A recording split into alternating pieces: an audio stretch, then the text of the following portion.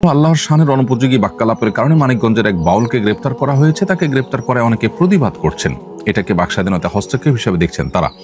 আমার জানার বিষয় হলো বাকস্বাধীনতার সীমা কতটুকু এবং এ ধরনের দৃষ্টতার শাস্তি কি হওয়া উচিত। খুবই গুরুত্বপূর্ণ প্রশ্ন।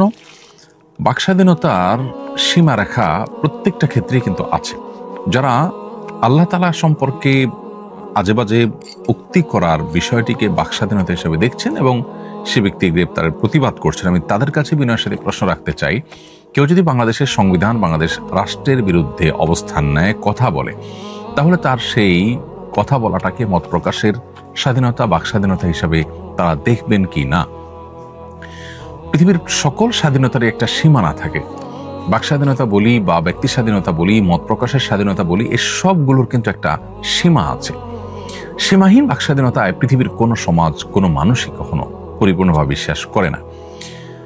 একটা সমাজের 90% মানুষ বা তারও বেশি সংখ্যক মানুষ আঘাতপ্রাপ্ত হতে পারে, সংক্ষুব্ধ হতে পারে, সেরকম উক্তি করা এটা কিভাবে বাকস্বাধীনতার মধ্যে পড়ে? আপনি আমাকে, আমার বাবা মাকে তুলে গালিগালাজ করবেন আর বলবেন যে তিনি তার মতের প্রকাশ ঘটিয়েছেন, তিনি তার বাকস্বাধীনতা ভোগ করছেন, এটা কি কোনো সভ্য সমাজে গ্রহণ করবে? পৃথিবীর উন্নত দেশগুলোতে পর্যন্ত হেট স্পিচ বলতে একটা কথা আছে যে আপনি এমন কিছু কথা বললেন যেটা মানুষকে সংক্ষুব্ধ করলো, তাহলে এটাকে অপরাধ হিসেবে গণ্য করা হয়। কিন্তু বাংলাদেশে এক শ্রেণীর সেকুলার বামপন্থীরা তারা আল্লাহ এবং তার রাসূলকে নিয়ে কটূক্তি করলে তখন তারা বাকস্বাধীনতা এবং মত প্রকাশের স্বাধীনতার এই কথাটা নিয়ে আসেন।